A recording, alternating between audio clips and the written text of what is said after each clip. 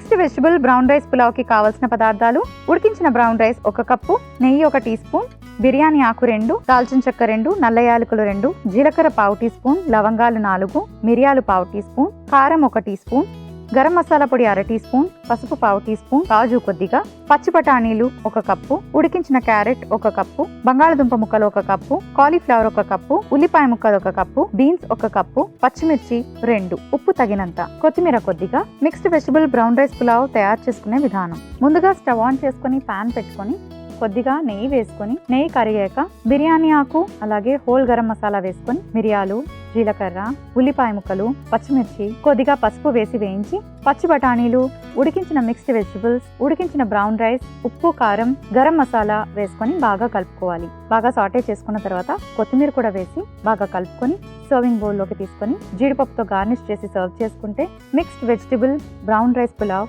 Ready.